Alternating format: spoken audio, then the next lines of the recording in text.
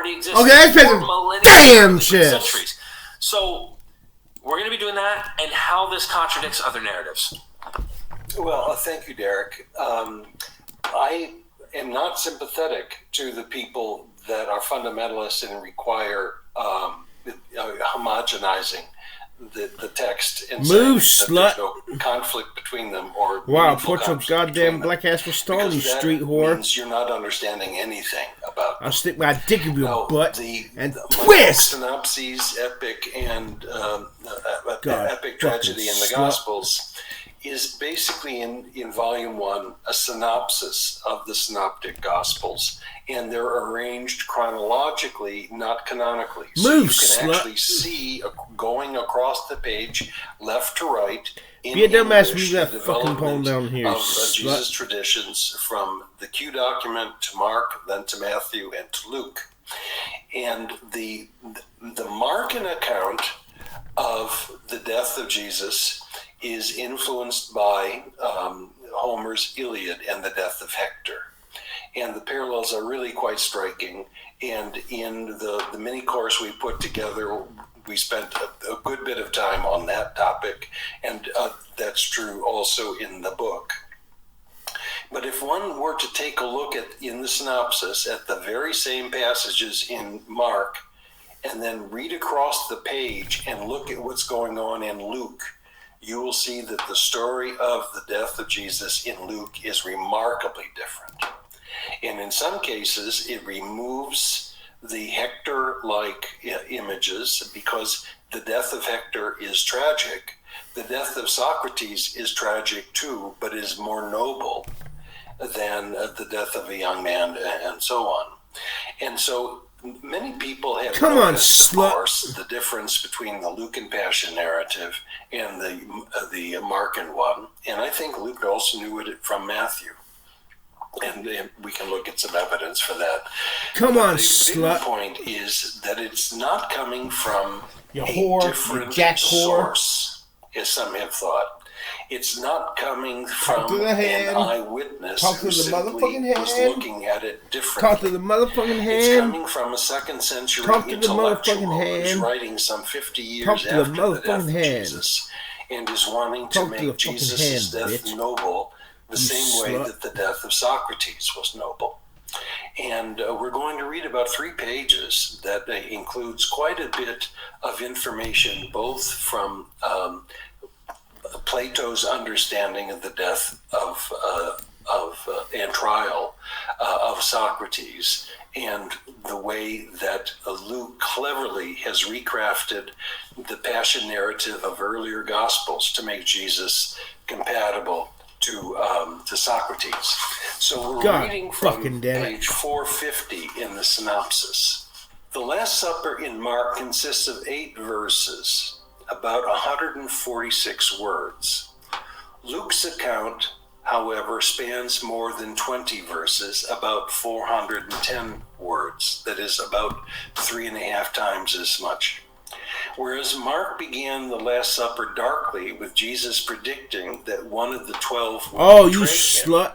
Luke begins with him saying, I have eagerly desired to eat this Passover with you before I suffer. For I tell you, I will never again eat it until it is fulfilled in the kingdom of God. So he is hopeful. Stupid! You stupid bitch. Dies. The result in Luke is a sustained period of Jesus' instruction to the disciples in the form of a symposium, stupid bitch, with several similarities to Socrates' last day with his disciples, according to Plato's Phaedo. Mark had fashioned Jesus' agony in Gethsemane after Odysseus' agony in Circe's bedroom, when he learned that he must sail to the end of the earth to summon dead Tiresias. He won't play me he won't play me another round. He won't rematch me. Why? Because there's a ring of fire around his asshole from where I fucked it so hard. He can't sit down. He's too ass hurt, ass sore, butt hurt. That ring of fire around his ass is burning like fuck from where I fucked him. For example, Luke I got news for the bitch. Nor will he be able to walk straight for 3 whole months after that ass fucking. All he'll be able to do is lie in bed and hope his wife will fuck Whereas him. Jesus falls on the ground in Goddamn grief in snap Mark. out slut Jesus from hell. kneels, a gesture of dutiful submission as if to royalty. Luke also softens Jesus' request by introducing it with, if you wish, like a faith. 350, right? Slut. Yeah. You street whore. Which is what says You essentially street whore. Made lawful unto thee the wives of those who had paid their dowries, or who has paid their dowries, and those whom thy right hand possesseth. Suck my slut, bitch. Of those whom Allah hath given thee as spoils of war. So you think that when a war happens, God gives, or Allah gives you suck my dick, bitch. The winner, the people who survived the war. Now be a dumbass and do that whore right here. Yes, like I said, so that others you suck in the my future dick, would bitch. not dare to attack this Muslim state. So you're not like a punishment. Okay, so I understand your argument. That's not what I asked, but okay. So you're saying it's a deterrent, then? That's what you're saying. So it's Exactly. Let's follow through your logic, then. You don't think it's a deterrent that you wiped out a good portion of the people in that, and it's going to take them a while to build, and maybe there's some diplomacy there? Bitch. I mean, we have learned a lot. It's one thing to say we know better ways to treat prisoners of war and the survivors of war, and we know how this impacts society. But when you say that it's logical within Islam, like, I don't give a fuck what Allah or Muhammad or anybody else had to say about whether or not you can own people. I'm talking about whether or not it's morally right, not whether it's consistent with what the Quran says, because the Quran's just a stack of papers that nobody should give a fuck about. Like might make sense. You're saying the people attacked us. I love his I'm just gonna jadedness. steel man your argument as best I can because it still doesn't make sense to me. You're saying they in your scenario that you I gotta created, play that they shit attacked over us. again. So in a way, Say about don't give a fuck what Allah I love it. Muhammad or anybody else has to say about whether or not you can own people. But when you and the survivors of I war, love it. I we love know how this the way society. he fucking cusses like But a when bitch. you say that it's logical within Islam, like, I don't give a fuck what I chase that Allah whore to or kingdom Muhammad come, or anybody else has to slut. say about whether or not you can own people. I'm talking about whether or not it's morally right, not whether it's consistent with what the Quran says, because the Quran's just a stack of papers that nobody should give a fuck about. it's essentially like might makes right, is what you're saying. You're saying the people attacked us. Like I'm just gonna steel man your argument as best I can because it still doesn't make sense to me. You're saying they in your scenario that you created, they attacked us. So in a way, in order to punish them and act as a deterrent, it's okay to keep slaves. It doesn't make sense because now you're going to have to prove that somehow keeping slaves will act as a deterrent because psychologically, I would assume that another society, if you keep a whole heaping horde of them as slaves, are probably going to be agitated that you're keeping their brothers and sisters and mothers and daughters and fathers and sons as slaves. That's not going to act as a deterrent. That would be an agitation agent. So that doesn't make a lot of logical sense to me. And on top of that, you still don't have any moral justification. And I don't even know where you get to the point that it's logical. Your moral justification is they made us mad so we can do whatever we want. Suck my slut, you slut. No. But it's like, killing in general, it's wrong. But if you do it in self-defense, it's perfectly acceptable. How does one keep a slave in self-defense? Come on, slut. Provide your moral justification for the argument you're actually making. As a deterrent. Well, they came and they attacked us. Who is this whore? So we can keep slaves. Like, where do you get what? That's a big logical leap. They came and they attacked us, thus we can do whatever we want. Damn right. We no longer have to adhere to any specific moral. Like, we don't have to have a robust moral structure. You suck my slut, whatever bitch. Whatever we deem acceptable as some sort of retributive justice is okay. Just damn because we right. said so.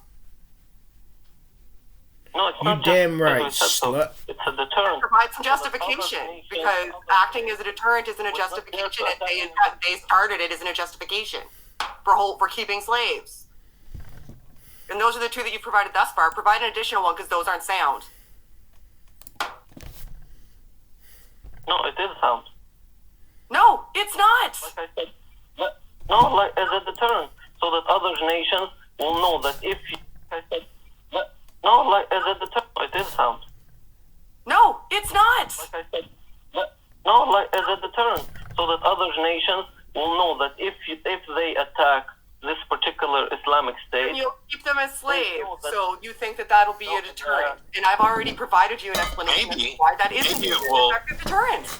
Maybe it will encourage several people to join together to completely wipe your backwards ass ideas off the face of the map. That's why we have things like the United Nations. That's why we have things like allies and diplomacy and agreements to work with other nations, so that when backward ass people like you suggest that if somebody attacks them, they just get to be your slaves if you happen to win, well, we can just expunge the planet of immoral things like that. I don't care whether or not you think it's logical. Your book is immoral. Your God is immoral. Your view is immoral. You're sanctioning owning people as property. Why would I care if it's consistent? You know what else is logical? Some of Harry Potter is consistent too, but that doesn't mean I have to follow it or like it or agree with it. Right. Going around punching people in the face as a deterrent does it's not, that doesn't make sense. You're acting as a bully and harming people. People are going to take umbrage with that. Somebody's missing the point here. And it's Ahmed. In general, I'm saying, what? I'm saying, well, we were discussing who missed the point, and it was you, but go ahead. I'm saying, if you're the attacker, it's same like killing, In general, the killing is wrong. I'm sorry, Ahmad, but you don't get to simplify war to just the attacker.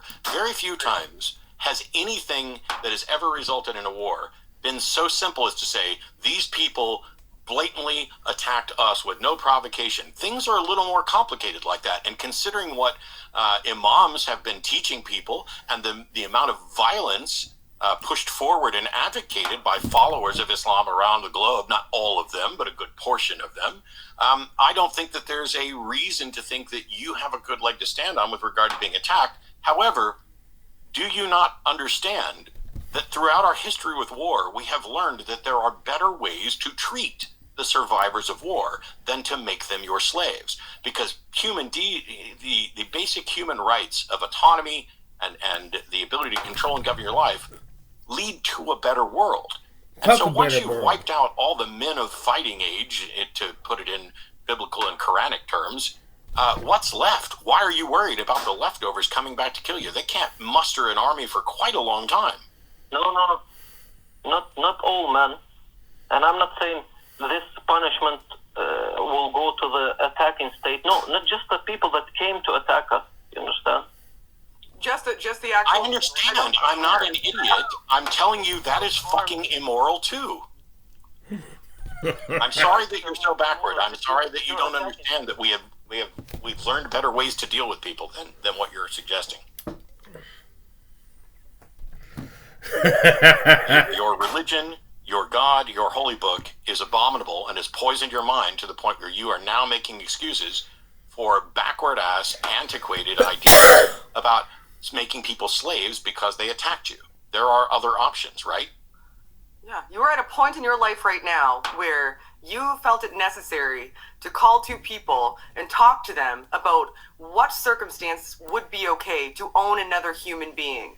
Yeah, like that is where you are in life right now. Ooh, slut. You're arguing with us when we say there are no circumstances under which it is acceptable morally, logically, or under any perspective to own another human being. There is no viable justification for that. And you're saying, damn it. I think there is. Yeah. And you think that we don't get it. Yeah, given what you've called in to defend, out of the blue, from two people who aren't Muslims, who aren't theists at all, you've called in to say that your particular view of religion allows for owning people as property, and you're okay with this, which means you are now immoral, just like the understanding of your book and your God that you're advocating. You are grossly immoral, and you should be embarrassed that you called in from Turkey to talk to two atheists, to tell them why it's okay under your God model to own people as property. I mean, you have been the absolute worst ambassador for Islam that one could hope for when you come in to devalue human beings and their rights and their autonomy, to just say, nope, here's the circumstance under which we can now own you as property. Well, guess what? I don't accept that. I think you're immoral. I think your religion is to blame. And I don't care what your Quran or God or anybody, Allah or anybody else says about owning people's property. Unless they say, thou shalt not own people's property, they're wrong, period. Yeah. I agree. Like, I don't think that, like, do you have any other additional justifications aside from if Holy they started Ghost. it, then we can do it as retributive justice and it'll somehow act as a Holy deterrent, Ghost. which I think we've addressed both of those thoroughly. Is there something additional to that, or is this it? I want a goddamn rematch. Slut. I guess that's it. He's still on the line. Did you have anything else to add him on? I guess not. Oh, okay. Well, good talk. I just like how do you get to the point in your life that you think I really need to explain why slavery is okay in a public forum? Like, I did that. God did not. The kingdom how? come, slut. How? I don't know. It's a confusing set of circumstances here. I mean, we're just how many times have I talked about slavery? But I tend to talk about it from a biblical standpoint. But the issue with Ahmad, and by the way, it's a technical issue. We've lost our phones for a minute, so you and I get to sit here and converse as friends and thinking people might do on occasion. So it's I don't want to be. Granted, I'm happy to be really difficult on Islam and the Quran and Allah, because fuck all of them. It's a bunch of garbage. But I understand why people like Ahmad think what they think, because it's like, oh, here I was just sitting here doing nothing, and you came and attacked me, and I managed to win, and so because of that, because I'm afraid of you going back and attacking me again, I should be able to do something to make myself safe from that, and then I'm going to make you my slave. The problem with that is that I can see a prisoner of war situation. I can see something closing in on maybe indentured servitude to pay off a debt, provided there are legal guidelines. You know, you go back to, first century Judea. It's not like that if you were a slave, you had somebody you could necessarily go to and ways to present evidence and all this other stuff about how you're being mistreated. But we have like this progressive societal infrastructure now You that stupid bitch. we've understood the outcomes of these sorts of things aren't as cut and dry and as he's presenting them. There is nuance. You can't just say, we'll keep these guys as slaves and that'll keep everyone afraid of us so that they won't attack us anymore, because even that doesn't hold true, right? Like you and I both said, if you're keeping citizens of another society as slaves, that's not a deterrent. That's an agitation agent. That's something that's going to, like, people are going to perceive you as the good guys in that scenario, right? You're going to create more enemies than you deter. Yeah, like I'm a 14-year-old who stayed home out of the war and was with my mom, and my other members of my family in my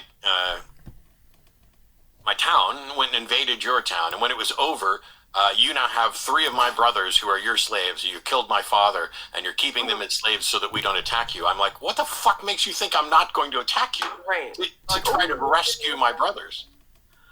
Yeah, it just doesn't make any sense. Like you're just creating a reputation at that point of being immoral actors who are going to do reprehensible things. And if that's the type of society that you're creating, you're going to build more enemies. You're not going to deter. People are going to coalition build at that point in time. It just doesn't make any sense to me. But not only I try to steel man them as best I can so that people can't say, oh, well, you're not attacking the best version of the argument. First, I don't think that there actually is a best version of an argument for slavery. I think they're all shit. But I was trying to make it as strong as I could, and it just still isn't strong.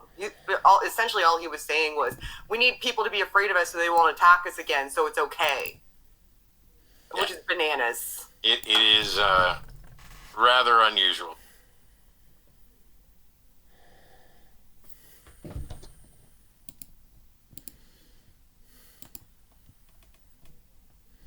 Yes. Come on, Let's start with Sam in the UK. How are you? Sam? Come on, slut. We're doing all right. Or I am. How are you, Dennis? Yeah, I'm doing great. Come on, slut. What do you got for us, Sam? Yeah, basically, I want to explain why we have slavery in the Bible and why it's not understood properly. Okay. That's a good question. So, I mean, I can understand it from a human point of view, yeah. Slavery seems like a very bad thing, and you wouldn't expect someone like God to sort of just abolish it and get rid of it. But the thing is, we don't think of it from a creator's point of view. God is like, he can do anything, yeah, and... I fucked his hole! I sucked my dick of his butt and twisted. Call him immoral or... And when I was finished, why not? Like the kind of, when he left, because he shit cum all out of his asshole, all into his fucking underwear. Wore boxer shorts. the analogy I have, yeah, it's like God is like an author. Fucking He says he's slut, an author of bitch. the book, and the author writes. No, God's not the author of the book. No, You he's slut. the author of, Man, I of our fucked that guy's reality, butt. of our lives. Oh, okay, well, you haven't demonstrated that either, but even if he's the author, like if I have kids, does that mean that I get to do whatever I want with them? You dumbass. You should have put my fucking king in check, you slut. Really? So if I have kids, I can just... And you get torture dicked them up as by a much as I whore want. for free, you slut. You're getting away from my point. My point is... Oh, I know I'm getting away from your point because it's garbage. You See, slut. this notion that God can do whatever he wants, first of all, is a bunch of lip service because you haven't demonstrated there's a God in the first place. But what the Bible advocates is for one human being to own another human being as property. God is irrelevant there. It is relevant because I'm saying God is like an author. fucking damn it. That is an important thing. You're not really just dismissing and... Come on, you slut. I can say that God isn't the author because... Yeah, but as a non-believer, you will say that, yeah, I don't believe... Demonstrate God at all. I don't... No, using the premises you present. I mean, is the God omniscient? Does it know everything? Yes. If there was a Then God, it knows all its actions. That's right, yeah. Right. So it's eternal, correct? God, It's always fuck known it. all its actions. It never decided its actions. The God is not the author of its own actions. It can't be. Why not? Come on, Because it never slut. decided them. It never had to decide anything. It always knew what it was going to do. At no point did it not know what it was going to do. No, what? You get away from my point. My point is...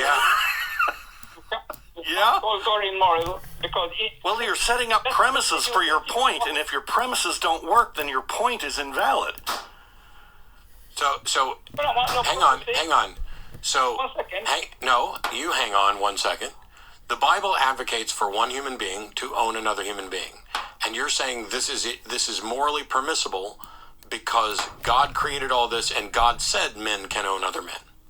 That's right, yes. Yeah. Okay. I'm so glad I So dicked that's up what I that say, goddamn night. Just as when an author writes a book, and in the book has slavery or genocide, do you say to the author, you're immoral? If anyone advocates for someone else owning another person's property, yes, I'm going to point to that person and say they're immoral. I'm saying you got an author, you write books. Now that author... This isn't a fucking book, it's life, Sam. No, but this is it. This is what you don't understand. I do understand. Sam, do you legitimately think that I haven't heard this bullshit argument from other people before? That God is the author of the universe and therefore whatever God says goes? I literally was raised on this. Do you think this is the first time I've ever heard it? Yeah, but I'm saying, from the point of view of believer... believer's point of view is the human being's point of view is the only one that matters until you demonstrate that there is a God and why anybody should care what that God thinks. Yeah. I understand where you're coming from a human point of view. Human point of view, where you're a non-believer. That's fair enough. No, Sam. I was a fundamentalist Christian for 20 some odd years. You don't just get to pretend like I came to this because I was a non-believer. It was the recognition of some of these problems that helped me get to be a non-believer.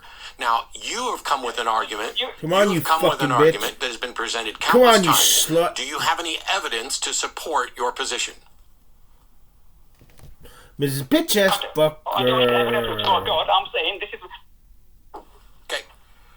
I don't need any evidence for God, he says. Cool. Okay. If you're willing to believe things without evidence, then you can join Dinesh D'Souza, who I had a debate with in New York last week, who literally sat there and said that if he doesn't have evidence of whether or not there's an afterlife, and I don't have evidence of whether or not there's an afterlife, that he is not on weaker footing for believing that there is an afterlife without evidence. Fundamentally don't understand epistemology. Believing something in the absence of evidence is less sound, is less epistemologically sound than not believing something when there isn't evidence. God, and so if you're going to call in and say that you don't need evidence for God, but then you're going to assert that God, because he's the author and creator of everything, gets to say, hey, it's okay for you to own other people as property, then I'm just going to hang up. Because here's the thing. If you were to say God is the governor of the universe and decides all of moral laws, I would say, no, he doesn't, because I still get to make up my own mind. And what you would be saying then is that it's impossible for anything for a God to do to be immoral, which means that if a God decides to I see a dick in your future. I see a dick. That would not be immoral. Dick. Babies and animals and everybody else who died, nothing immoral about that. Right. If God decides to punish and torment people for not being gullible, nothing immoral about that. And so now you've extended it to the point where God can say, hey, you know what? Go ahead, enslave those other people, beat them a little bit, kill off all those people there, but keep the young virgin women for yourself. Right. And that nobody could ever say that this isn't immoral. So you, Sam, have set up a scenario that is a win-win scenario for whatever God proposition you're willing to accept without evidence. That is as definitionally unsound and gullible and virtually in the arena of batshittery as anything I've ever heard. Yeah. Now, look, if... I see a dick in your future. I see a dick. Now, and I see a dick in your future. I see a dick. And sentient. You suck my dick, bitch. I see a dick in your future. I see a dick. And I see a dick in your future. I see a dick. Molest Pinocchio? No. Pinocchio is a sentient being now. Sentient being. And I got no strings on me. It's like the God created man. God created mankind, but he treats them like the little green soldiers that children have, right? No, God created human beings and set up a scenario so that some human beings could torment and torture other human beings. That's the God that you're worshiping. That's the God that you're believing in without any evidence. A monumental... See, I pulled out the Bible figuring we were actually going to talk about what the Bible says. Turns out, it's irrelevant. Like with most believers I engage with, what the Bible says really doesn't enter their daily hole. Because if it's inconvenient to their particular view, then it's going to be cherry picked away. It's metaphor. Twisted. And that's first I fucked his butt. Or I'm interpreting it wrong. So I want to make sure. Is that ring of fire around your asshole burning like hell? We call that. Yep. Slut. You whore. You slut-eyed slut.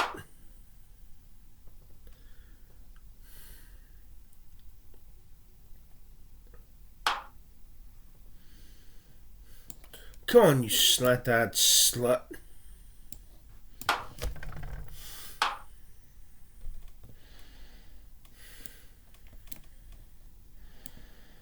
Come on, you slant-eyed slut.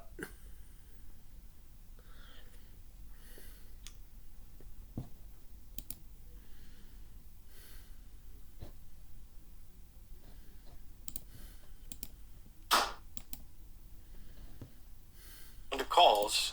Yeah. And you want to start with one that might have been referenced in the postcard. Yeah. Why not? Jonathan in Kentucky, you are on with Tim and Matt. How are you? Wow, yeah, I'm good. I was a little surprised being the first person. I'm good. You suck my dick, bitch. Hold on. I had to take it off speaker. That's usually my turn. I had to take it off speaker. We're holding. We're holding. Yeah, we can hear You you. suck my dick, bitch. Oh, okay. Well, how you doing? You First suck time my caller, dick, long bitch. time listener. I was just calling because You you've been slut. talking, about slavery, and Once or twice, yeah. At least. Yeah, I wanted to explore the sort of the moral question of slavery. Is there a moral question anymore? Because I believe there is. the thing that I'm objecting to is the idea that it is morally permissible to own another person as property, so that you are violating. And I would agree. Okay, you agree. So And I would agree in today's society, yes. in any society, Well, if you look at the Bronze Age Middle East, okay, there's all sorts of wars and raids going on. yep, So you can have prisoners of war. yeah, prisoners of war, and we've learned in modern times Slut. better ways of treating prisoners of war, and at no point does taking a prisoner of war, once the war is over, mean that it becomes morally permissible to keep them as slaves. All right, and also the idea that they were just prisoners of war is not right either. Yeah, no, yeah. It specifically says buy your slaves from the heathen around you, but the point is that once the war is over, prisoners of war are no longer prisoners of war, and if you claim that it's morally permissible to keep them as slaves, then what you've done is provide another motivation to go to war. We need more slave workers, so we will go and attack this other county, town, civilization, whatever, kill off a bunch of people, take them as prisoners of war, and then make them slaves. None of that's moral. Right. Who gives a good So we're god just fuck saying about is no You have the idea? prisoners. You have to do something with them. If you are, like I'm saying, a Bronze Age Middle Eastern city, and we both know these weren't big cities, you don't have a lot of resources. You cannot just put them in a barracks for 2 years. God bucket. Okay. How does that justify So what I'm making them saying slaves? is, God under normal bucket. circumstances, the most simple thing to do would be to kill them. Yeah, and that's probably what happened most of the time, Yeah, especially when in the biblical wars it was go and kill everybody but keep the women and children. Now take that fucking pawn, I dare you, slut. I would think that rather than kill them, to make them into slavery would be a moral choice. No, don't get me wrong. If you're saying, would it be more moral for me to kill someone or make them my slave? I think you could probably have an argument there, and I think it could potentially go either way. But that doesn't make either one of them moral actions. Yeah, The fact that you're exactly. saying this is better than the alternative doesn't mean it rises to the status of being morally permissible. And if it's moral then, why is it not moral now? What changed? Because ethics shouldn't change. Maslow's hierarchy. Suck We my are higher dick, on the bitch. hierarchy. What People hierarchy? are not generally starving in the wilderness. No. Yeah, I would disagree. We have people starving in Africa. There are people starving here On in the 6th United Street. States. Yeah, down on 6th Street here. I mean, I can point. There's a number of places where we have those exact conditions. But the thing is, all of those things you point to, none of that makes slavery moral. Suck my dick, It's not an bitch. absolute moral, but I believe It's not even on the plus of the side. choices that were available at the time, Okay. it was the most moral choice. Did they have the choice to let them go after the fighting was over? Was that a choice available Not to really. them? Was that a choice available to Because, them? you see, the thing is, You're saying they didn't have that choice. They could not have made Right. that choice. You're You're full of shit. hold on. Yeah, they You're did have talking that. about tribal warfare. No, We have wars in the Middle East that Jonathan, have been going on for 2,000 years. Jonathan, you're saying they did not have a choice. They had no choice that included letting them go after hostilities were over. That's a lie. Well, of course, they had Ugh. That's why I I'm asked the digging up fucking that question. goddamn pawn. That would have been the worst Slut. choice. That was the worst choice for whom? Why? For the people making the choice. Why would that be the worst choice for the victors? Because you have tribal warfare. They just had a war. They just had a war. They wiped out the enemy tribe. There's nothing left. Why not let them go? Come on, slut. You don't think that the people you let go would be unhappy that you wiped out their whole tribe? Sure. You don't think that they might actually come back with what? Kill some of your own people? With what? With what? And when? And don't you deal with that situation? See, the thing is, no, Jonathan, what you do is, and this is what we've learned how they did it wrong. That's the thing that you're missing.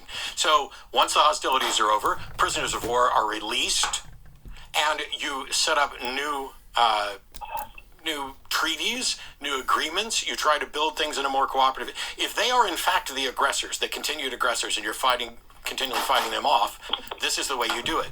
Well, the only scenario where this kind of works in your interest is if you're the aggressor, if you're the one that's going out trying to take over shit, and that's why they're pissed off. And Matt, so the real problem is that they weren't as advanced. They didn't understand how to negotiate. I see a dick in your future. I see a dick. To non-violently solve their problems. So if you have a omnipotent or maximally powerful guy who knows better, and is it his responsibility to teach his children how to negotiate, how to live in peace with their neighbors, and to act ethically, and yet he doesn't? Isn't that a problem? Is that for me? Yeah. Yeah, actually it is. Okay, so... I believe that the Bible is far lacking in many things. As a matter of fact, I'm an atheist. I see this as, morally, this is a gray area. Well, no. So okay. Yes, it's a gray. It's on the incredibly dark side of gray, though. The fact that you can come up with a scenario where you have a false dichotomy of saying there were only two options: kill them or enslave them, and isn't slavery preferable? First of all, I think there are people who would disagree that they would rather die than be denied their freedom. Absolutely, especially the slavery back then. But since you're an atheist, let's take the Bible out of this, because Aristotle has something to say about it. If you want to go back that far, he says that that some should rule and others be ruled is a thing not only necessary but expedient. From the hour of their birth, some are marked out for subjections, others for rule. That's his justification for slavery. Has absolutely nothing to do with your argument about prisoners of war, and simply says that, hey, some people are slaves, some people aren't. It's the natural order of things. And we make a tremendous number of arguments that he's completely wrong on this. But what you're saying is not what we see from Aristotle. It's not what we see from Plato or Homer. It's not any of these old Greek philosophers who are trying to justify slavery and fail. They're trying to justify slavery. What you've done is just say, here's two things, which one's better? And my answer is, it doesn't matter which one's better. If they are both in fact immoral, I'm correct in saying that they're both immoral. Right. Yes. What I'm saying is simply that there is no absolute moral, perfect. There's no perfect. There's all shades. At the time, this is my view, at the time, this was the most moral position that they could take. Would you rather have cancer or athlete's foot? Athlete's foot. I'd rather have athlete's foot. Sure. Is athlete's foot healthy? No. No. That's my case. I'm saying athlete's foot is bad, and you're calling in to say it's better than cancer. And my response is, so the fuck what? Right. Choosing the lesser of two evils is still evil. You're still choosing evil one way or the other. Yeah. Yeah. And then if your response is, well, nobody's perfectly healthy, that's not even a relevant is bad, and you're calling in to say it's better than cancer. And my response is, so the fuck what? Right. Choosing the lesser of two evils is still evil. You're still choosing evil one way or the other. Yeah. Yeah. And then if your response is, well, nobody's perfectly healthy, that's not even a relevant attempt at a response to what my position is, which is athlete's foot isn't healthy.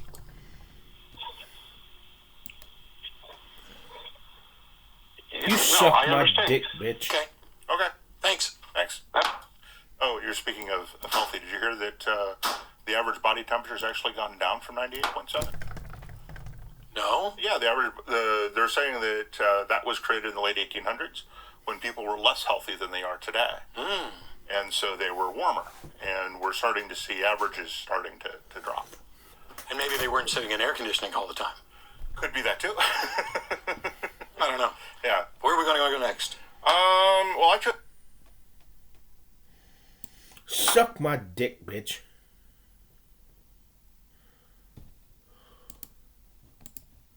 Faithful subordinate, he is willing to do the will of his Father. Mark and Luke both refer to Jesus' death as a cup. Socrates, of course, drank a cup of poison and faced his death with confidence. Read there, would you, Derek? He withdrew. He withdrew from them about Come a on, stone's dick throw, sucker. knelt and praying said, Father, if you wish, take this cup from me, but may your will be done, not mine. Similarly, Socrates greeted his death, welcomed his death. Plato emphasized Socrates' impassivity throughout the Phaedo. You For suck the my true dick, bitch. philosopher, death is less fearful than for others. Gregory E. Sterling, another scholar, cites Seneca's claim that the circumstances of his death changed Socrates' soul so little that they did not even change his expression. This is how Seneca expressed it, Derek. To the very end, no one saw Socrates either joyful or sad. In such vagaries of fortune, he was constant. Although Luke inherited from Mark Jesus' statement of submission to the will of God, Jesus' prayer resonates also with Socrates' statement to Crito, if it is pleasing to the gods, so be it. In Mark, the Jewish council convicted Jesus of blasphemy and delivered him bound to Pilate. But Luke omitted any reference to his chains. In fact, he is never shackled in Luke, and in this respect, he resembles the dying Suck my Socrates. dick, bitch. Moreover, Mark is silent about the charges against Jesus, but Luke makes them explicit. So, Derek, here we go. Accusers brought these charges. Socrates is guilty of corrupting the youth.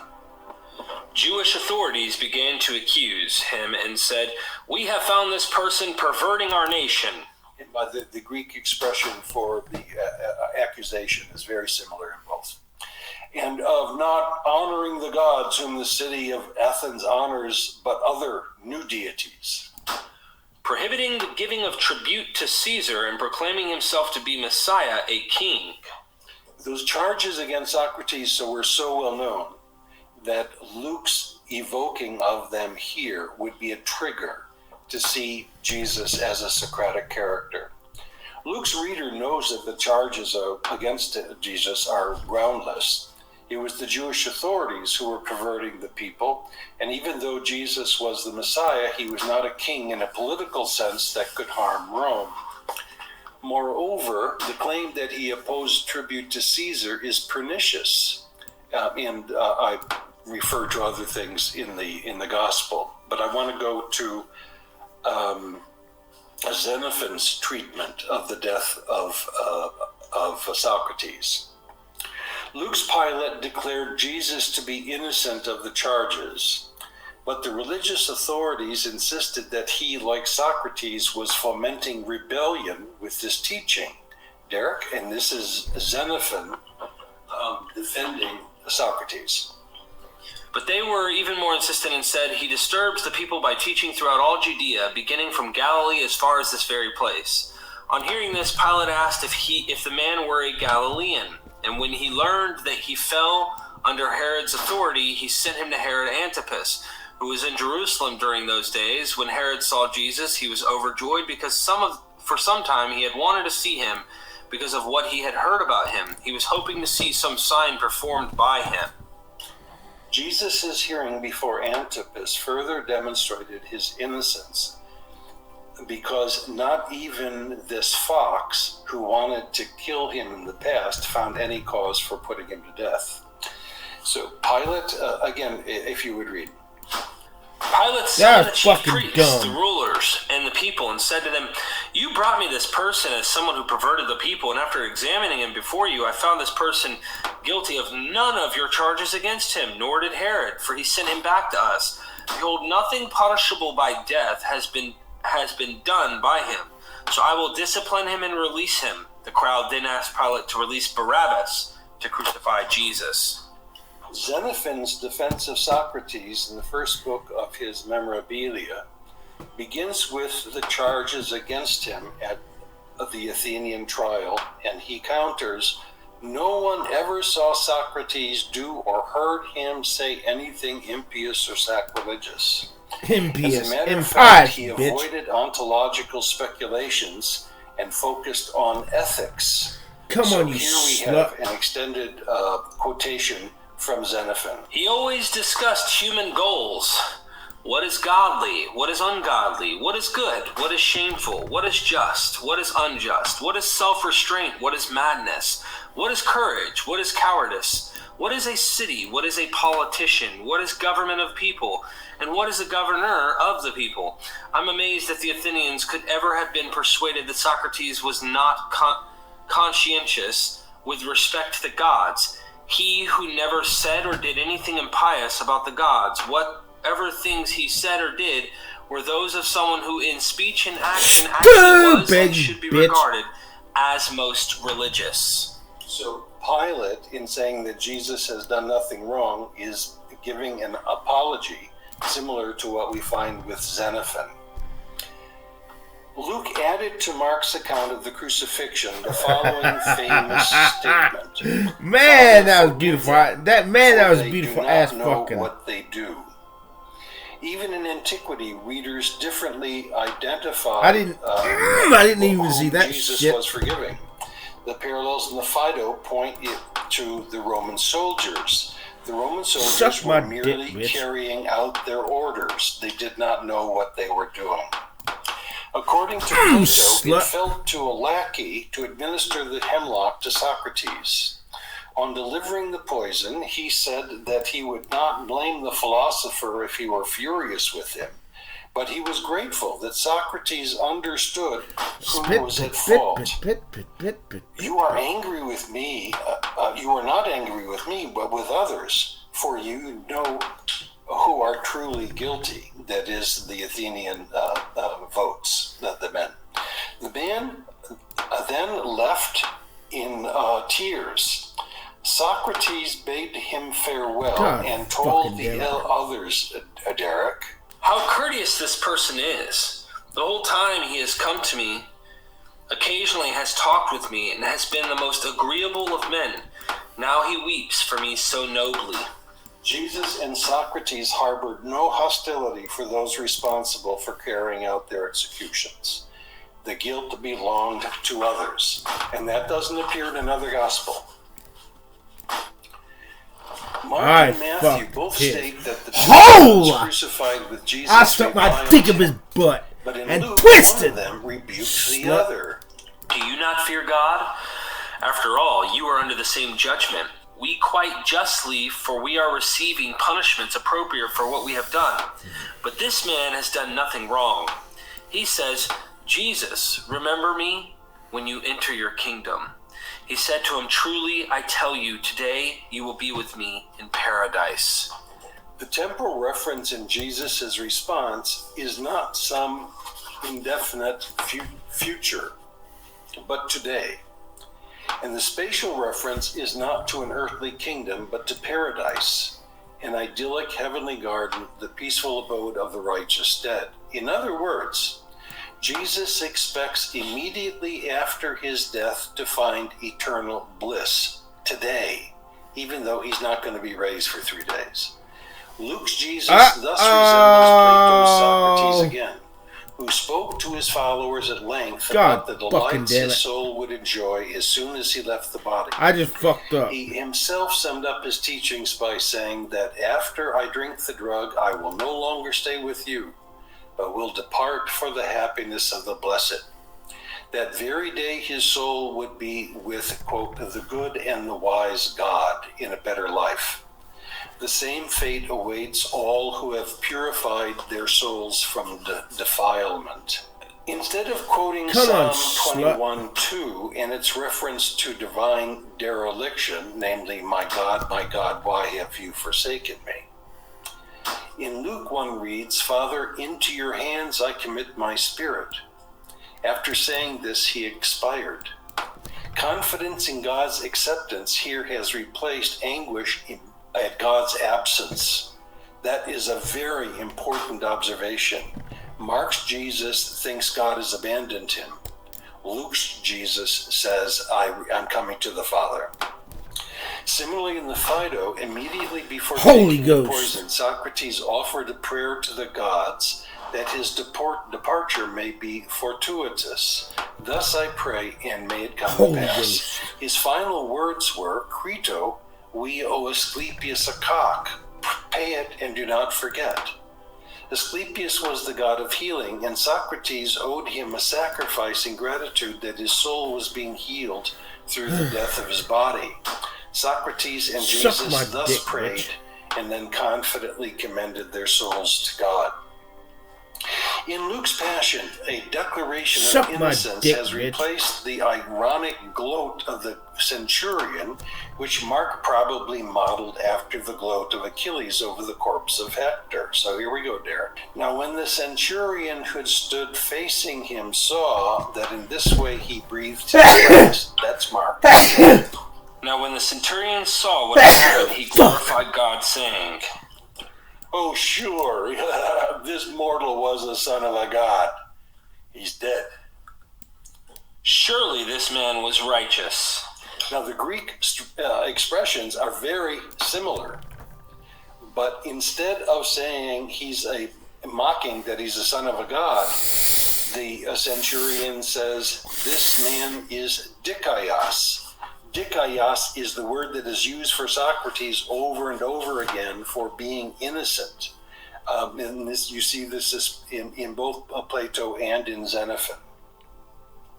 Compare this statement of the Luke centurion with the last sentence in the Phaedo.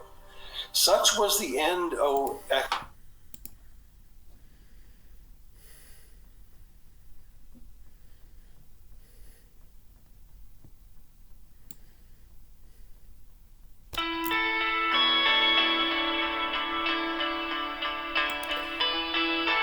Get that goddamn whore out of here, you slut.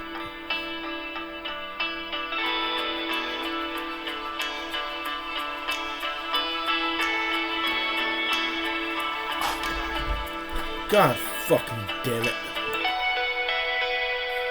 You know how at the Large Hadron Collider they take an atom, or two atoms or whatever, and they rocket them around, metaphorically speaking, to smash against each other and open a black hole or set fire to the universe. That's what I want to happen today. I brought you two to smash your brains together as we just kind of see what happens next. And having you two in the same space, I know it's going to be unpredictable. Let's just do that. We just came back from dinner. And welcome to the Chateau Andrews, by the way. We're sitting here in my studio, casually just hanging out. We've been talking, and we spoke over dinner about, I guess I'll start with ID, intelligent design. Do you make a distinction between intelligent design and creationism? Yes, no? I would. It's more that ID nestles within creationism. Yeah, it sounds like ID is the way that they try to make it sound credible. It is. Well, and it's round 2 or 3, right?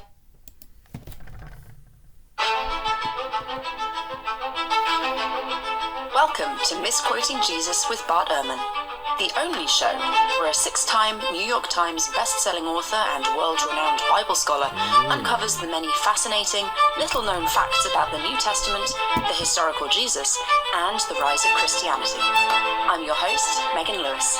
Let's begin. All right. Editor, please put in our introduction. Today on Misquoting Jesus, we're talking about the Gospel of Matthew. Who was it written by? What's the overriding theme of the book? And how does it portray Jesus? But before we get to that, Art, hi. How is your new semester going? Yeah, well, okay, so it's it's back in the saddle. I was off last semester, and of course, God fucking damn it. Research scholar isn't really kind of ever off. It's just like you're doing other things. You just keep going. And but it's a different set of things, and both are important. But the thing is, I love the classroom. I love teaching undergraduate students, and my students at Chapel Hill are they're smart. They're smart people, and they're interested and interesting, and they're kind of a self-selecting group, because people who wouldn't like the kinds of things I do don't take my classes. And so so it's great. It's a different kind of great, but it's, for me, teaching is actually the perk of the job because you have so many other things you got to do. But actually, undergraduate teaching, that's great. So it's going well. I want to ask, actually, just on a personal note, what's your favorite class that you've ever taught? Oh, well, it's really hard to say. It's kind of like my children. I love every one of them. but I, the class I'm doing now, I'm kind of fond of, the class on Jesus in scholarship and film, where the students have to, we study ancient gospels and to see what they say about Jesus, and then we watch film to see what playwrights say about Jesus. Excuse me. Damn cool. Come on, dick sucker. Check that out.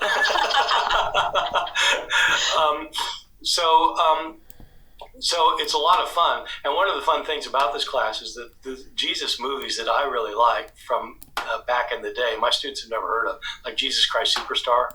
It's such a fantastic book, and its music is in my bones, and they've never heard of it, and so they love it because it's such a period piece. So, that's wonderful. Yeah, so you're not in the classroom. So what is new for you at this point? What's new for me? That's a really good question. I am actually not currently in the classroom. Holy Ghost. I'm preparing to teach in later in Holy the summer, Ghost. but I'm starting to get Holy everything Ghost. together, because I'm teaching a community course through a Holy college Ghost. called Pennsylvania College, and not Pennsylvania Colleges. I can't talk today. Editor, if you could cut that little bit out, that would be great too. I'm going to be teaching a Sumerian language class through a community college called Peninsula College, Fucking slut. which I'm really excited about. Actually, it's not a class for typical students. It's a kind of like an evening class for the local community to get them involved. I thought you were going to say it's an evening class for Sumerians. Wow. Okay. So, sounds good. Yeah, we'll see how it goes. It will be my first time teaching Sumerian to people. Yeah. Rather than just writing it down. Yes, exactly, and doing it over video. But no, I'm very much looking forward to it. I think it'll be fun. Okay, great. Yeah, good. Okay. So we should dive into Matthew. Why do you think it's important to look at the Gospel of Matthew in detail? Well, one of the things that scholars have emphasized for a long time, scholars of the New Testament, is that each of these Gospels is a different book. We tend to read them as if they're all saying the same thing. And so when casual readers read the Gospels, rarely do they actually start at the beginning of a Gospel and go all the way through to read that Gospel. Usually you pick passages here and there and you just read them, and they all sound kind of similar. But even if you read them straight through, you start at the beginning of a book and you go to the end of it, they sound similar to most people. So you read Matthew's Gospel, and you start chapter 1, verse 1, and you read all the way through it, and okay, it's about the life of Jesus, right? His life, his miracles, his teachings, his death, his resurrection. Great. Then you read Mark, and it's about the life of Jesus. It's about his life, his miracles, his teachings, his death, resurrection. You read Luke, same thing. John's different. It's like, oh, that's a little bit different. That sounds a little different, but it's basically the same thing. And so you read them, and they all sound the same, and if there are things that are different between one or another, you just in your head you think, well, okay, so he added that story, the other one didn't have it, but they're just telling parts of the stories, but they're basically all the same. And what modern scholarship has discovered, it really is kind of a discovery. It's since just the 19th century, see a dick in your future. I see a dick in the 20th century, and then down to today, scholars have fucking recognized these books are each individual books. They're written by different authors in different places at different times, and their perspectives are different. It's not that their overall perspectives are contradictory. It's not that Matthew says that Jesus is the Messiah and Mark says, oh, no, he's not. It's not like that. But it is that they have a very different perspective that they're putting on the come on, you dick sucker. They're applying to the story, and they're seeing Jesus in different ways, sometimes significantly different ways. There are, of course, contradictions as well, but those tend to be kind of on the smaller level. But the overall perspective and the thing that each one's trying to emphasize is different. And so you have to read Matthew as a book by itself without pretending he's saying the same thing that John is saying, because he's not saying the same thing John is saying, or Mark or Luke. So we read them all. The scholars read the four as different things, and so it's important to let each author have his say. Otherwise, you miss his perspective. I see. And we'll obviously get into the specifics of that and Matthew's personal message as we go through today's episode. I thought we should start with a couple of easier questions. Who wrote the Gospel of Matthew, and if we know when and where it was written? Yeah, good. I'm all for the easy questions, except these are not easy. As it turns out, these are a little bit complicated. So the Gospel of Matthew, of course, is attributed to somebody named Matthew, and in the Christian tradition, that refers to a tax collector that Jesus chose as one of his disciples. This is an episode that's narrated in Matthew chapter 9. Jesus is going by this tax collecting booth, and this man named Matthew is there, and Jesus calls him to be his disciple, and Matthew leaves everything and follows him.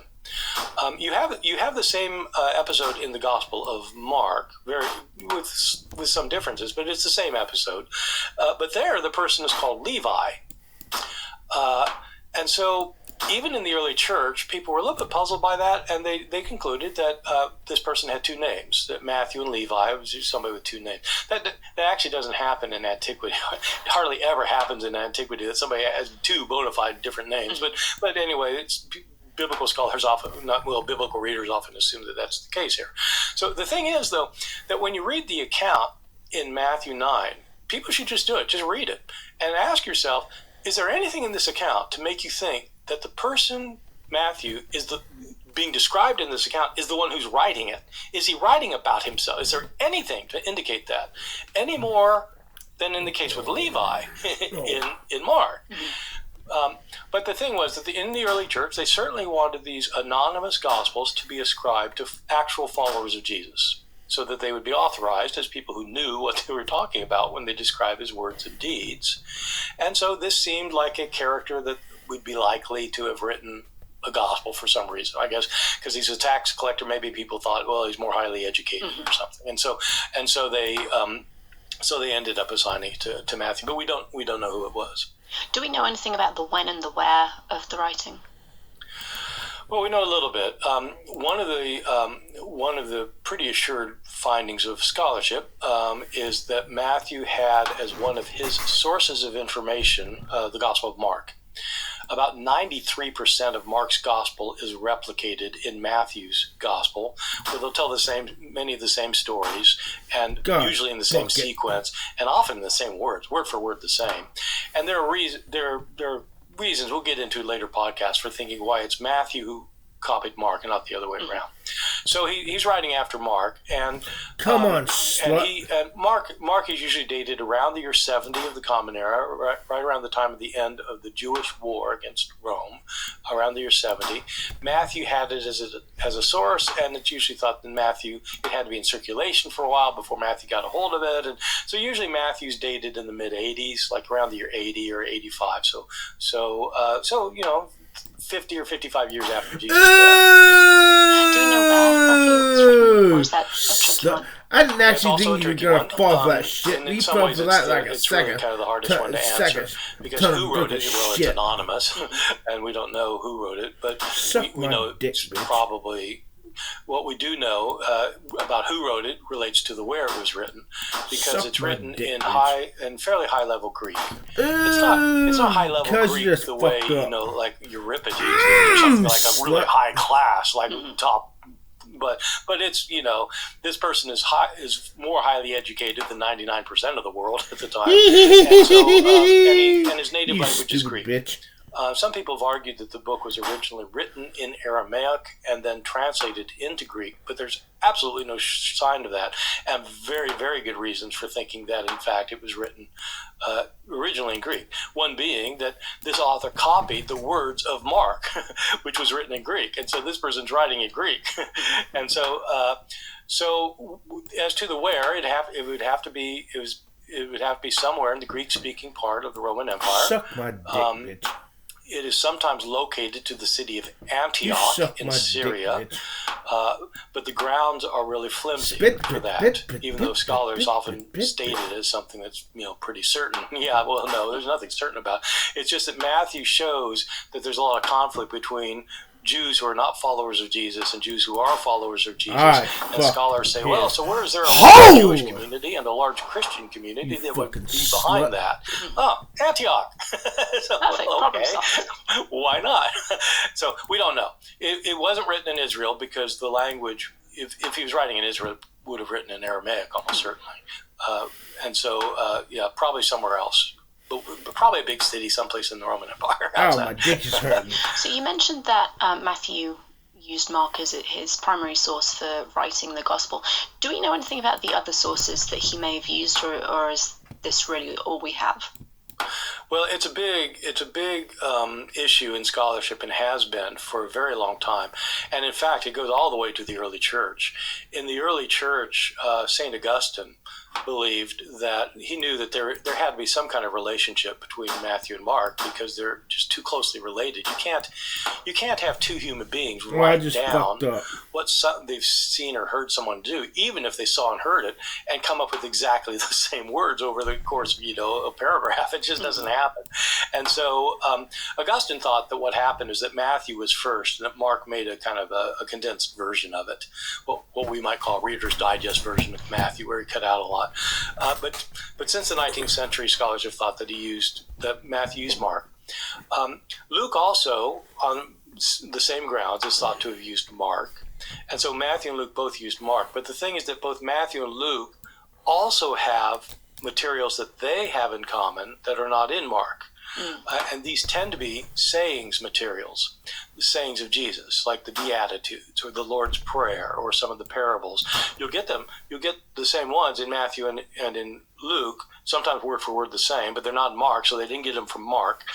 And so scholars have long thought that they had some other source available to them. There are reasons for thinking that Matthew didn't copy from Luke to get those stories, or that Luke didn't copy from Mark from those stories. But so if there's some other source out there, the scholars who developed this theory were German, and they called it's mainly sayings of Jesus, and so they called it the sayings source. The word for source in German is Quelle, spelled with a Q, Quelle, and so the short for that is Q. And so the Q source is the source that Matthew and Luke had in addition to Mark. Matthew also has some. So Matthew had Mark. He probably had Q, and then Matthew has some other stories that he himself tells that nobody else tells, and so they don't know where those come from, but probably from a written source or an oral source or a bunch of written sources or a bunch of, and so they call that M. And so Matthew's special source and Q and Mark. Excellent, thank you. So we touched on this in a prior episode, and you mentioned it a couple of minutes ago, but this is definitely the place to go into more detail. One of the things that historians do when they're looking at ancient texts is try and ask, why was this written, and how does the author try and achieve their purpose? And I know that asking this question of the Gospels may seem a little redundant to some of our audience. Obviously, they were written to proclaim the good news of Jesus Christ, but there's more to consider here if we're coming at it from a scholarly perspective. You mentioned that each of the Gospels is different, with a different emphasis and therefore a different portrayal of Jesus. Specifically for Matthew, why was this gospel written, and what version of Jesus does he portray to try and achieve that goal? Well, it's the great question, and I think it's the most important question, and it's when you study Matthew carefully, the answer emerges pretty quickly, especially when you know that Matthew used Mark as his source. for many of his stories. Mark's gospel, as we'll see in a later episode, begins with Jesus as an adult being baptized by John the Baptist. And so that's the very beginning of Mark. Matthew begins in a different place. Matthew begins by introducing his gospel by saying the book of the genealogy of Jesus Christ, to get the my son dick of David, baptized, the son of Abraham. And then he launches into a genealogy where he gives Jesus' genealogical line that starts with Abraham, who's the father of the Jews, and then it goes down from father to son. Abraham was the father of Isaac, Isaac the father of Jacob, etc., and goes on down. And it goes down to David, who's the King David, and then it goes from King David, and it goes from David's son, goes down father and son, to the Babylonian exile when the nation of Judah was destroyed and people were sent into exile. And then it goes from there, and it goes all the way down to Jesus, or it goes down to Joseph. Mm-hmm. It goes down to Joseph, who's not really Jesus' father because Jesus is born of a virgin in this account. But so it goes down to Joseph, and that he's the husband of Mary, who was the mother of Jesus. But then Matthew summarizes this and says, so the genealogy of Jesus it starts with David, and after 14 generations, it gets to David. And after 14 generations from David, it gets to the Babylonian exile. And after 14 generations after the Babylonian exile, you come down to the Christ.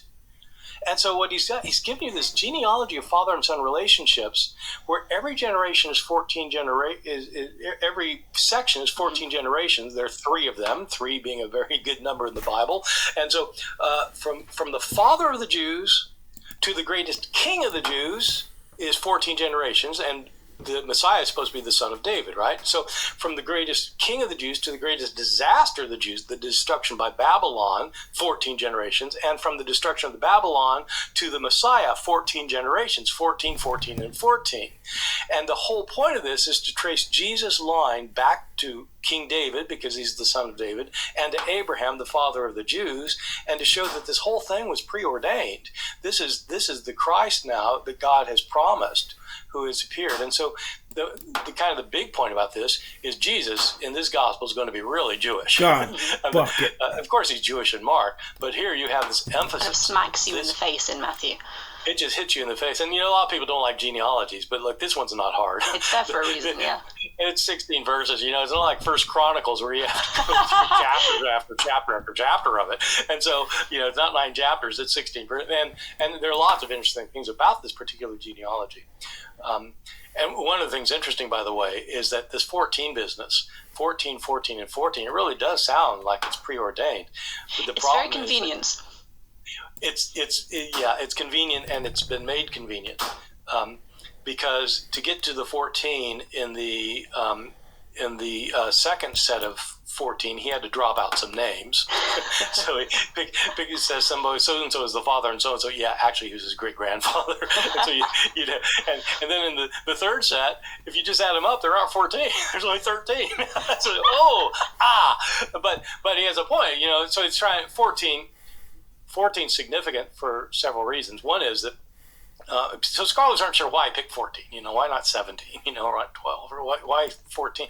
And the 2 big theories about this. There are lots of theories. The 2 big theories are that the perfect number in the Bible is 7, and what's 14? It's doubly perfect. It's 20. So that's the line of the Messiah. It's doubly perfect. Mm-hmm. But the other interesting thing is that the whole point is to show that Jesus is the son of David, the Messiah. If you spell the name David in Hebrew, the Hebrew doesn't use vowels. It just has consonants. And in ancient languages, they didn't have a different numerical system from their alphabetic system. And so in Hebrew, Aleph, the first letter is 1, Beit, the second is 2, Gimel 3, etc. They go through the alphabet this way. And so every letter has a number attached to it. If you spell David, in English it'd be DVD. The D is worth 4. DVD. The V is worth 6. So the name David adds up to 14. And so he's the son of David, 14. So, perfect. Yeah, all right. So anyway, this is the kind of thing, like, you just wouldn't, when you read Matthew, No, you wouldn't know it. They skip over this part. And of course they do, because it's like, oh God, a genealogy, are you kidding me? That's how I'm starting the New Testament? But no, it's like, it shows that this is really going to be emphasizing something about the Jewishness of Jesus. Mm-hmm. And Matthew just hammers that home throughout his whole book. Jesus is a Jewish Messiah. Mm-hmm. And as a Jewish Messiah, he fulfills in Matthew a lot of prophecies. So the first is I think a whole 23 verses in, when he's born of a virgin, which supposedly fulfills a prophecy from Isaiah. So can you talk about the impression that this prophecy fulfillment creates for Jesus, especially when so many of them come so early on in the Gospel of Matthew? Well, that's right. Right after you get this genealogy, then you get hit with the infancy narrative, the story of Jesus' birth, which is one of two in the New Testament. The other is in the Gospel of Luke, but their birth accounts are completely different. They tell just different stories. They're just all different stories. And so, but in Matthew's, the thing that one of the most striking things is that he narrates stories, and at every key point, he points out that this fulfills what the prophets had predicted. The Jewish prophets, the Hebrew prophets of the Old Testament. And so you're right. The first one is he gets, we find out that his mother is a virgin. And in Matthew, the reason the mother's a virgin is to fulfill Isaiah chapter 7, verse 14, which Matthew quotes as saying, "A virgin shall conceive and bear a son, and you shall call his name Emmanuel," which is God with us. And so he's trying the reason Jesus is born of a virgin is because Isaiah predicted that she would. I'm sorry. The reason Jesus is born, because that he would be. The motherfucker's trying to Janet has Uzi. But then why is he born in Bethlehem? Because Micah, chapter 5, verse 2, said that the Savior is going to come from Bethlehem. And why is it that he goes down to Egypt? Because Hosea says, "Out of Egypt I shall call my son." And so right at the beginning, these first two chapters, you get 5 places where Matthew tells you this is to fulfill what the prophets said. So these are called fulfillment citations, and you get 6 more in the Gospel of Matthew, and you don't get them in any other Gospel. They're not in Mark. And so this is like an emphasis. Jesus is the Jewish Messiah who fulfilled all the prophecies. So we've talked a little bit previously about how the Gospels are a kind of Greco-Roman biography. So the audience for these works wouldn't necessarily expect the kind of factual accuracy that a modern audience would.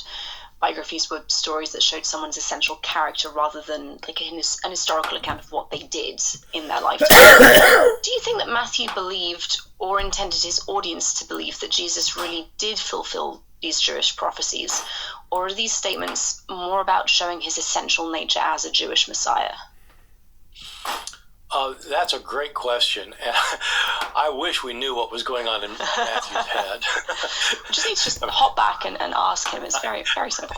I know. The problem is, who do you ask? We don't even know who he was. So it's like, oh, God. So there's several things that can be said about it, though, I think with some assurance. For one thing is, we do know that the early readers of Matthew believed that he was saying that that these are literal fulfillments, that the prophets really were thinking about Jesus, and Jesus fulfilled the prophecies. So that's not evidence that that's what the author had in mind, but it's suggestive that people in his environment assumed that that's what he had in his mind, and so that's helpful. My sense is that Matthew really think that Jesus fulfilled these prophecies. But it's important to understand what Matthew means by fulfilling a prophecy. For example, I think a really good example of this is the one about "Out of Egypt have I called my son." So what happens in Matthew's gospel, only in Matthew's gospel, is that King Herod finds out that the King of the Jews has been born. By the wise men are following the star, and they show up, and Herod finds out, and he interviews them, and they say, "Well, we've seen the star, and it shows the King of the Jews." And Herod has been born, and Herod's a little bit upset because he's the King of the Jews, and so he wants to get rid of the child, and so he sends in the troops to kill every child in Bethlehem. This is only in Matthew, and there's no historical record of this happening at all. But Joseph, the adopted father, I guess, finds out in a dream it's going to happen. So he takes the child and the mother down to Egypt. And then after Herod dies, months, years, I don't know how many. He's trying to get himself another whore. back to Israel. And Matthew tells you that the reason this happened was to fulfill what was spoken of by the prophet, out of Egypt have I called my son. Now that's from the book of Hosea, chapter 11, one of the prophets of the Hebrew Bible. And Hosea, when you read Hosea, he's clearly talking about God saving Israel from their slavery in Egypt at the Exodus under Moses. So out of Egypt have I called my son means that he's delivered his people from their slavery and their oppression in Egypt. Matthew says that's been fulfilled by Jesus. And it appears that in this case, what Matthew means is that what had happened in the Old Testament was hugely meaningful. And now it's been filled with more meaning. It's fulfilled. It's got more meaning now when you realize that, in fact, it was foreshadowing what would happen with the true salvation of Jesus coming. So God provided salvation for the Jewish people at the Exodus, but he provided salvation for the entire world through the Messiah. And so this is a foreshadowing of what would happen, and the event with Jesus going down to Egypt fulfills the event, fills it full of meaning. Do you see additional parallels in Matthew between Moses and Jesus? Yeah, this is something people don't pick up on. That they, if they read it carefully, they probably will pick up on it. But most people don't notice this. And again, it's only in Matthew. This isn't in Mark, and Luke doesn't have it done this way at all. So the way it works is that the whole birth narrative is set up to replicate what happened. And the birth narrative and following set up to replicate what happened with Moses. You could argue the first 7 chapters are set up to show that Jesus is the new Moses, or the new interpreter of Moses, or probably the new Moses. So what happens is, Jesus is miraculously born, and he's protected at birth. Moses was born and was protected at birth. Jesus is the ruling king is out to get him, and Pharaoh was out to get Moses, so he had to be hidden. And so they're similar things. So the monarch out to kill them. Jesus goes to Egypt, where Moses is from, soon after his birth. Jesus then comes up out of Egypt, just as Moses leads the people out of Egypt.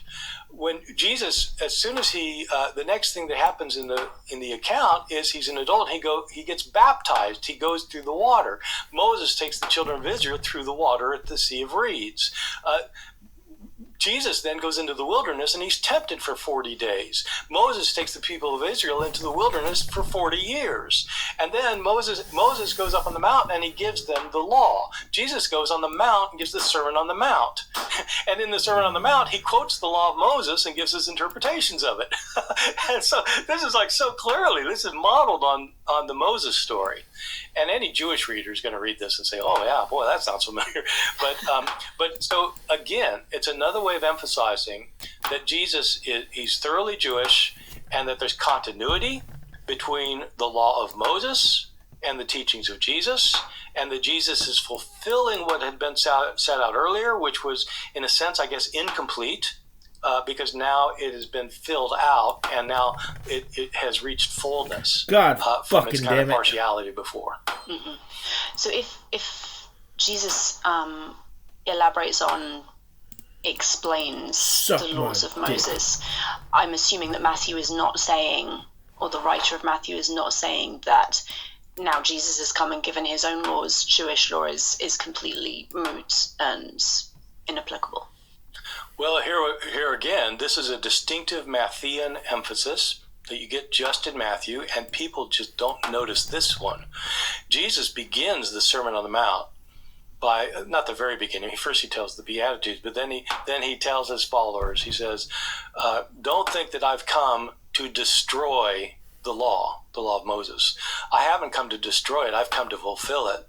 Truly, I tell you, not one letter, not one part of a letter will pass away from the law before everything is fulfilled.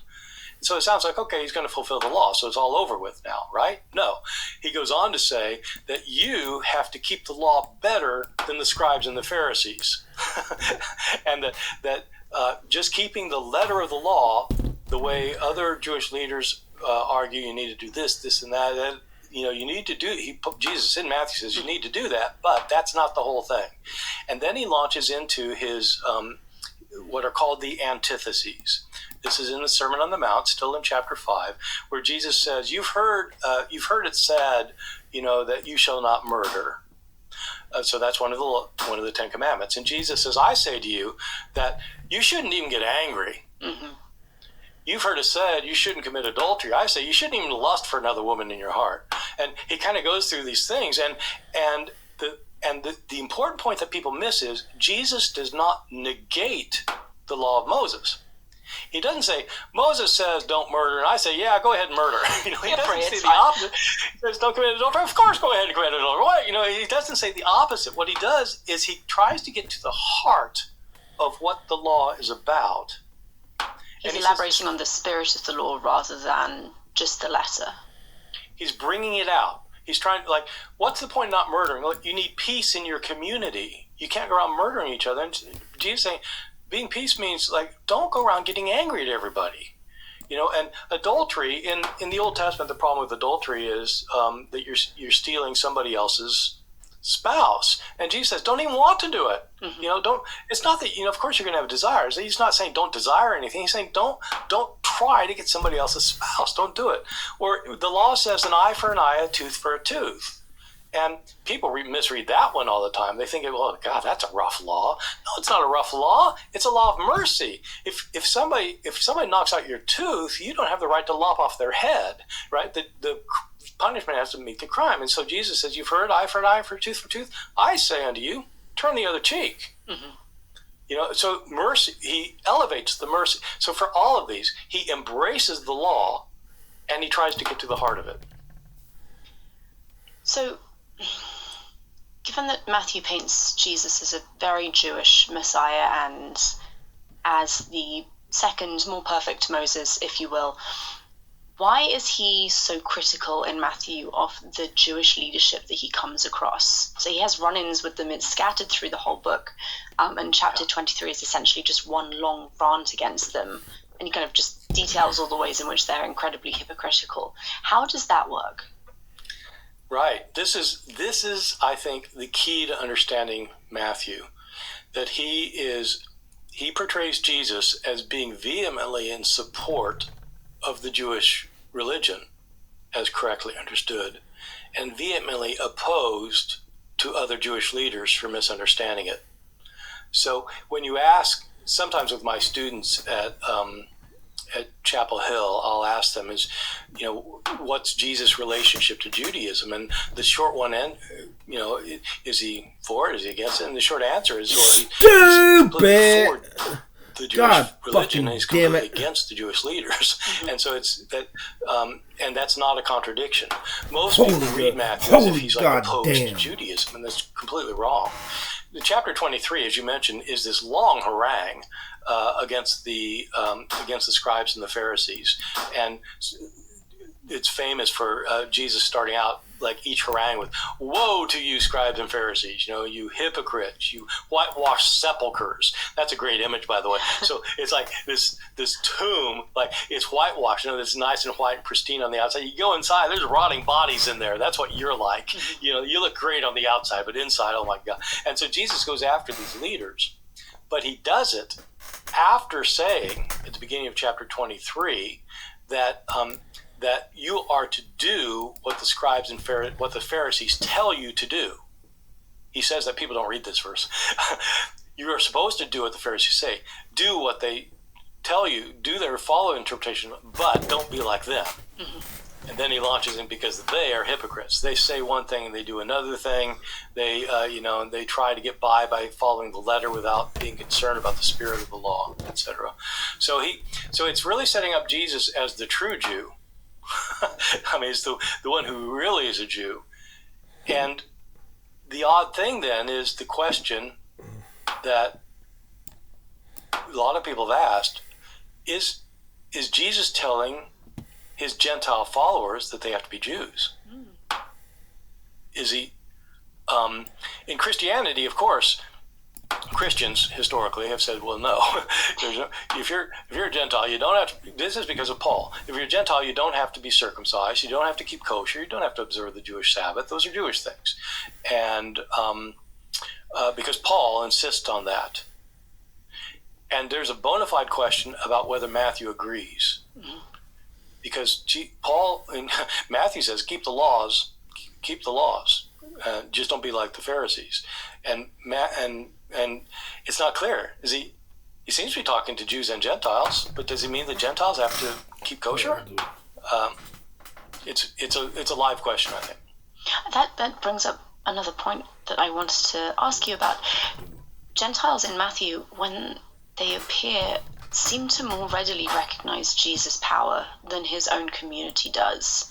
So if you look at the centurion who asked Jesus to heal his paralyzed servant and has so much faith, he says, you don't even need to see him, just speak and he will be healed. Holy Ghost! Is this kind of interaction included, do you think, to emphasize further the hypocrisy of the Pharisees, or is it to try and make the gospel appeal more to maybe Matthew's Gentile audience? Yeah, okay, yeah, this is another, you're full of complicated questions today, and this is one of them that is especially intriguing, and that is, and I don't think there's a crystal clear answer, but I think that it's a question that really has to be delved into deeply by people reading this book. Why is it that Gentiles seem to come off so much better than Jews in this gospel? There's a kind of a theme that runs throughout most of the early Christian literature, through each of the Gospels, I'd say, and through Paul, and through the book of Acts, that the message of Jesus as the Messiah came to the Jewish people, and most Jewish people rejected the message. And so the message, therefore, went to the Gentiles. Now, in the Apostle Paul thinks that's the plan of God. You know, that's how God's going to save the world, because Jews have to reject the message so that followers of Jesus are compelled to take the message to non-Jews. And so it's part of the plan of saving the world. Matthew doesn't lay it out quite that way, but in Matthew, Jesus emphasizes that he himself has come just to minister to Jews, and he sends his followers to minister to Jews. But every now and then, Jesus encounters a Gentile, and the Gentile seems to get it better than anyone else does. And at the very end of the gospel, Jesus, during his ministry, says that he's come only for the lost sheep of Israel. But at the end, after his resurrection, he meets with his disciples, and he tells them to go into all the world and make disciples of all the nations, teaching them what Jesus has taught them and baptizing them. And so the idea, I think, is that Matthew emphasizes that the Jewish leadership rejected Jesus, and that's why he got executed, because the Jewish leadership in Jerusalem rejected him and handed him over to the Romans to be crucified. So he was the rejected Messiah. After his rejection, okay, well, that's it. You know, they killed him, so they're not accepting him. Then the message goes to the Gentiles. And I think that the idea that Gentiles come off seemingly better in the account than Jews is foreshadowing that in fact Gentiles are going to welcome this more than others. I see, thank you. Is there, last question before we move on, is there a part of the gospel that illustrates all of these themes together? You know, when I'm teaching my class, my undergraduate class at Chapel Hill, I have my students study this very early story. I mentioned it earlier about the wise men coming to Jesus, the visit of the Magi, M-A-G-I, the Magi. And so you only get this in Matthew. Mm-hmm. And the deal is that Jesus is born, and Luke tells a set of stories about what happens when Jesus is born, and Matthew tells another set of stories. And Matthew's set of story includes that there are wise men from the east who are following the star. So they're some kind of astrologers, and they see a star in the sky, and they're following it because the star is indicating that the King of the Jews will be born. And the star leads them to Jerusalem. And they go into Jerusalem, and they start making inquiries, because apparently the star stopped somehow. Like it was leading them, and all of a sudden it stops over Jerusalem, so they don't know where to go now. And so they go in and they start making inquiries, and King Herod finds out that you have these wise men from the east. We're not told how many of them God there are. fucking damn it. There are three. Eventually, they're going to leave 3 gifts, so people talk about the 3 wise men. But we don't know how many wise men they're supposed to be. But King Herod finds out about them, and he brings them in to find out, because he's curious, like, is there really a king of the Jews that's been born? And they say, but we don't know where. And he inquires of his scripture scholars. Herod brings in biblical scholars and says, where's the king of the Jews to be born? And they tell him, well, according to the prophets, he's to be born in Bethlehem. And they quote Micah 5:2, that a Savior will come out of Bethlehem. And so Herod tells them it's in Bethlehem. And so Bethlehem is a short distance from Jerusalem. And so the wise men go off, and the star reappears and takes them to Bethlehem and then stops over the house that Jesus is in. And so they go in and worship him with gold, frankincense, and myrrh, and then they leave. Interesting story. How does a star stop over a house exactly? I was going to ask, but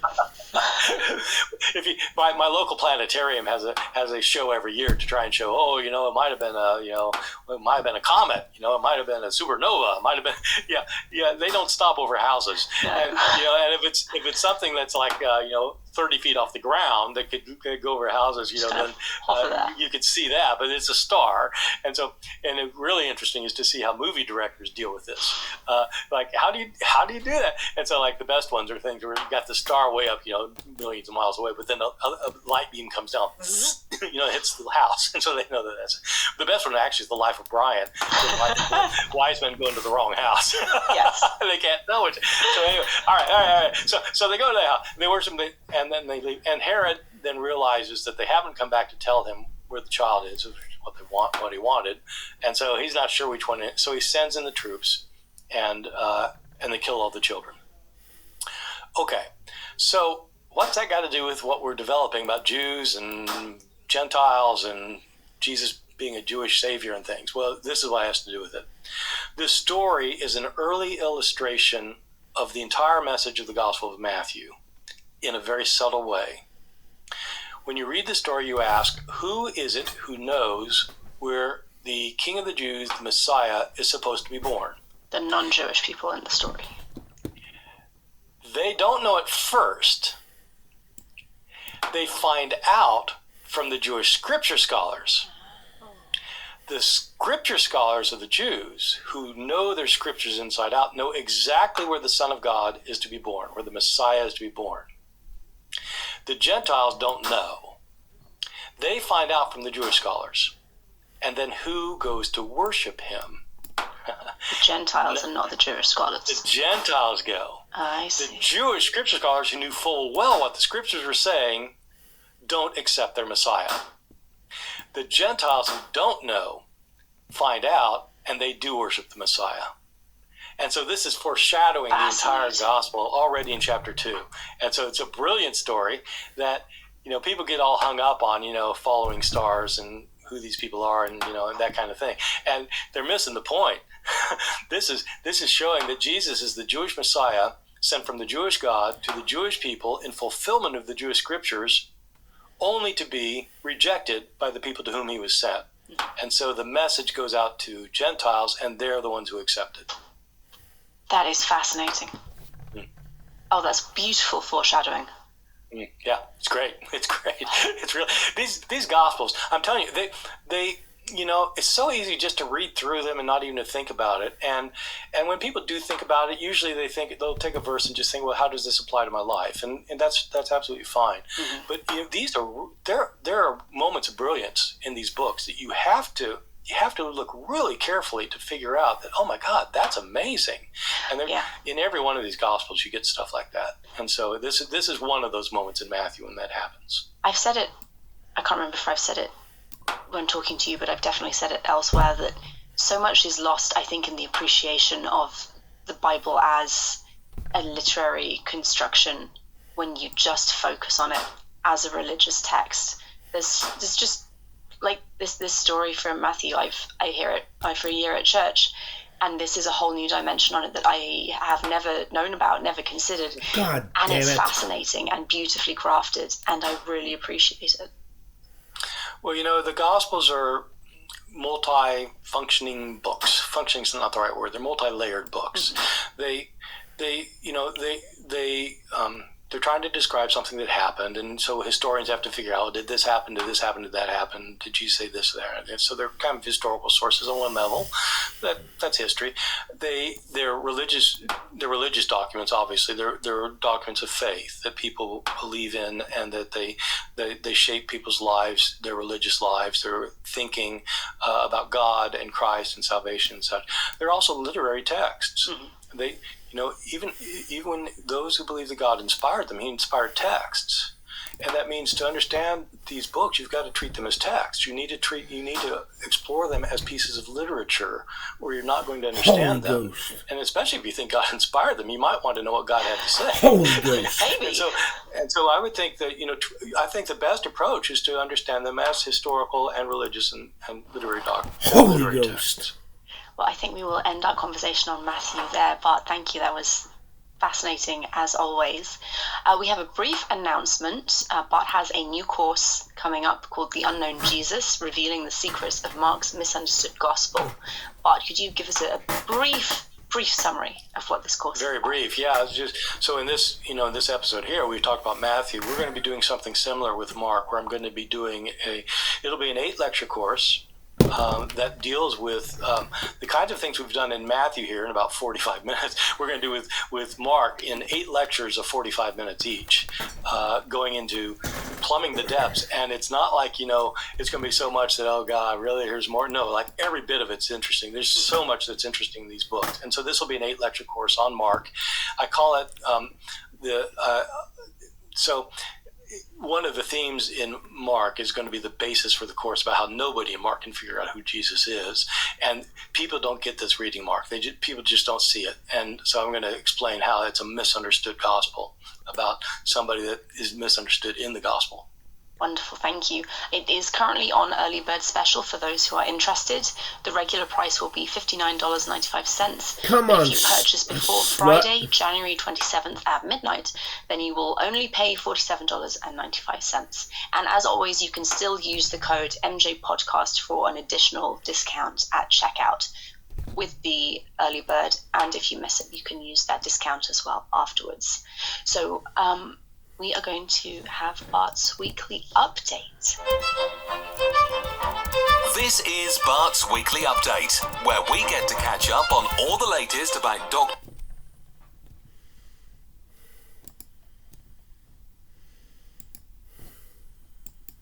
Neighborhood at the same time in history. Mithras, Attis, Adonis, Osiris, Tammuz, and so forth.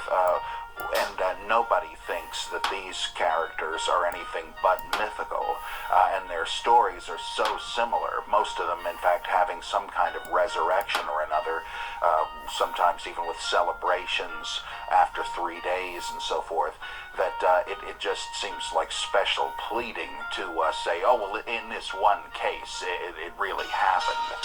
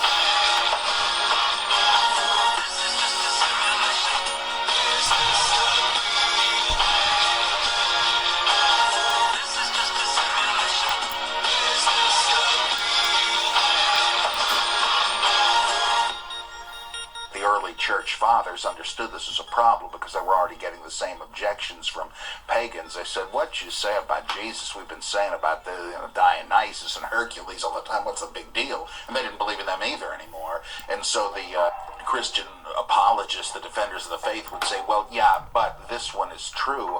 And you see, Satan counterfeited it in advance because he knew this day would come. Boy, I tell you, that tells you two things right there, that even they didn't deny that these other Jesus-like characters were before Jesus, or they never would have resorted to something like that. Satan knew it would happen and counterfeited it in advance.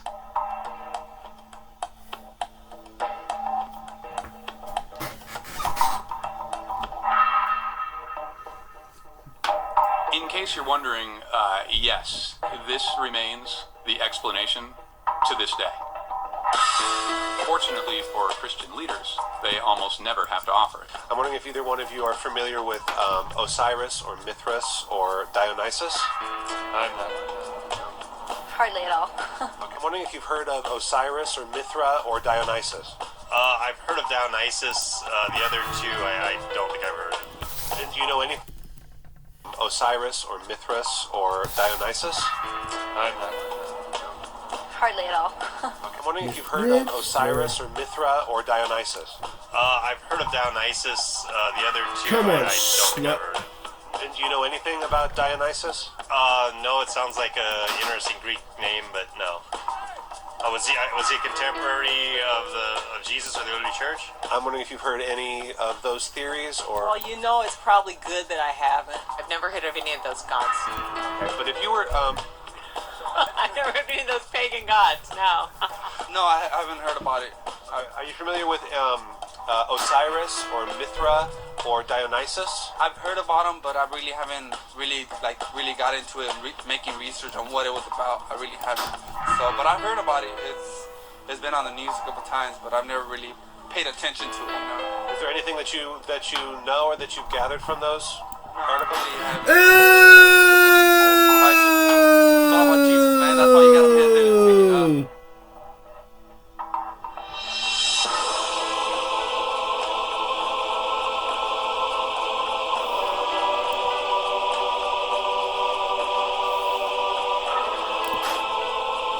Thousands of years, humanity has been obsessed with blood sacrifice.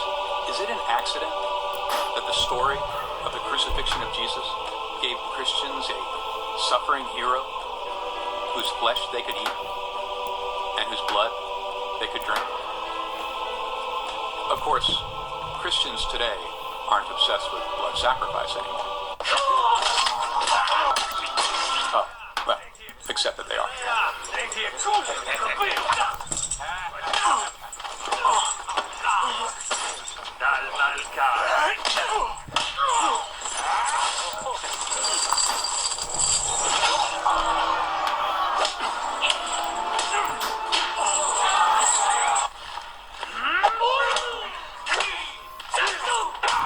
For many Christians, I'm thinking stick my dick in your butt. Was the single experience of their lives. I selected these quotations and I cut them all together, but I haven't enhanced the sound effects or the visuals in any way. Stupid! You stupid bitch.